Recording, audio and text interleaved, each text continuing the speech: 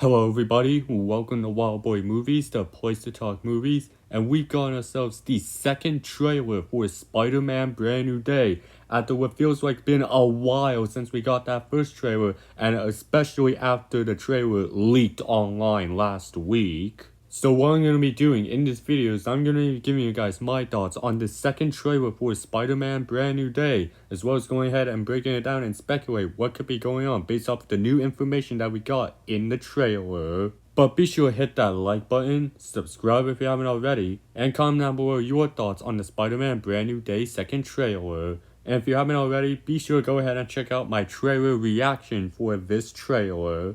But without further ado, let's get right into it. Alright, so giving you guys my thoughts on this second trailer for Spider-Man Brand New Day. I thought it was just as good as the first trailer that we got back in March. I think these two trailers are like the same equal amounts of excitement and me being excited for this movie overall and how good the trailer was.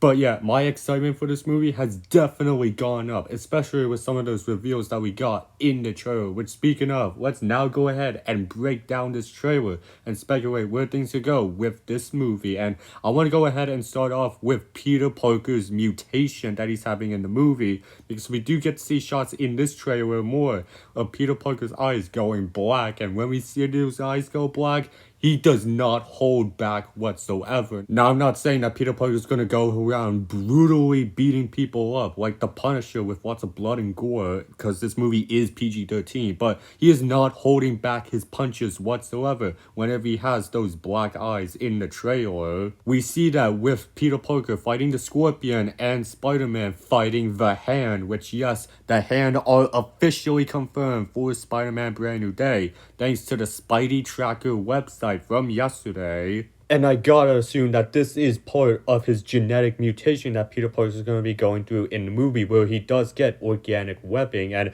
I'm very curious to see how they end up playing this out, because this definitely feels like black suit Spider-Man behavior with him having the symbiote on. But I don't think the symbiote is going to be in this movie, honestly. Like, I don't think we're going to get a cameo of Venom in here. But it's definitely feeling like that Peter Parker is not going to be holding back whatsoever whenever he has those eyes, and when he does, the person Spider-Man is fighting is basically screwed. But I'm assuming that once this becomes a bit of a problem for Peter Parker, I'm assuming that will be where he goes to Bruce Banner in this movie, where he is going to be helping out Peter Parker with this genetic mutation that he's having. And it's there where I want to go ahead and talk about the most hype part of this trailer, the long-awaited return of the Savage Hulk, who we haven't seen in the MCU since Avengers Infinity War. This is very exciting because a lot of MCU fans have been really wanting Savage Hulk to return in the MCU, and while I admit we did have a Savage Hulk fix thanks to the Red Hulk in Captain America Brave New World, admittedly that wasn't the Hulk that we wanted. We wanted the Savage Hulk through the Bruce Banner Hulk, and now here with Spider-Man Brand New Day, after 7 to 8 years of that being no longer a thing and just being Smart Hulk, we are finally getting that back in the MCU, and I cannot be more excited, because while I did enjoy the Smart Hulk in the MCU, I felt that he overstayed his welcome, and I think it's about time that we bring back the Savage Hulk. And Spider-Man Brand New Day is going to have the Hulk doing a move that we haven't seen him done in the MCU since the 2008 Incredible Hulk movie, which is his Thunderclap move, which, like I said, we haven't seen done in the MCU since the Edward Norton Incredible Hulk movie.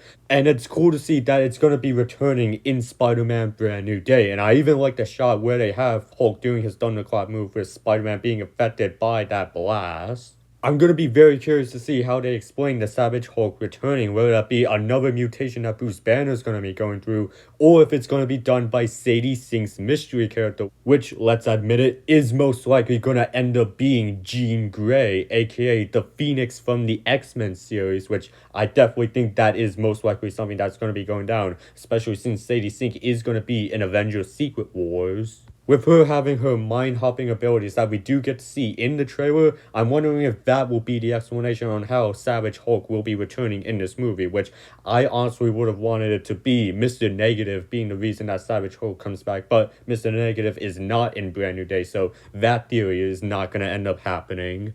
And we also do get a glimpse of some power usage from Sadie Sink's Jean Grey, or Sadie Sink's mystery character, but again, let's be honest, it is most likely Jean Grey. And we do get to see her abilities in action with this shot of her powers in motion, really reminding me of Sue Storm's powers in the Fantastic Four First Steps. We do also get to see more shots of Jon Bernthal's Punisher in this movie, and that right there is already something that I am extremely looking forward to in this movie, is the Punisher's involvement. Just because, for one, this is an R-rated character being moved to a PG-13 movie, and I'm very curious to see how they're going to handle the Punisher in a PG-13 movie. But also, I'm very excited to see the banter and dynamic between Punisher and Spider-Man in this movie, and from the little bit of the first trailer that we got, I think that they're going to nail that down perfectly. And I'm more excited to see the Punisher in here thanks to the One Last Kill special, which I thought was done pretty well, and definitely got me more excited to see what Punisher will be doing in Brand New Day.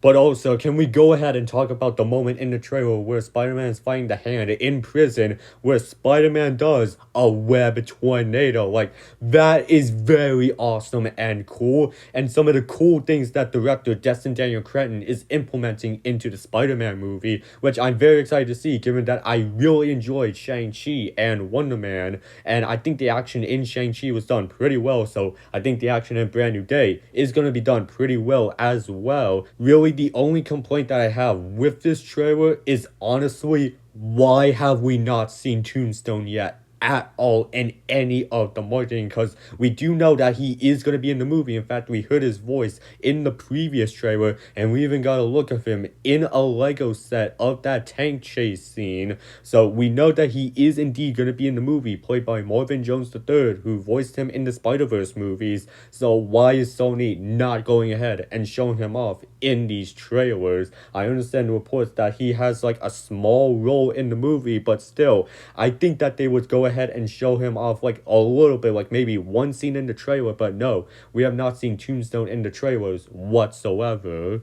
But overall, I am very satisfied with this trailer, and it got my excitement for this movie very much more high, and I definitely can't wait to check this movie out in theaters next month. While I don't have my tickets yet, I'm definitely going to go ahead and get my tickets for this movie, and I can't wait to see this movie, and it will definitely put the MCU out on a bang in terms of the movies before we go into Avengers Doomsday, which, speaking of, when are we getting that Avengers Doomsday trailer? Because I'm still not over the fact that the Russos went ahead and teased a surprise for Avengers Doomsday, only for that surprise to be a Doctor Doom themed coffee shop. Like, I'm still not over that fact that when we thought it would be the trailer, only for it to be a coffee shop. Like, seriously, like, when are we getting this trailer?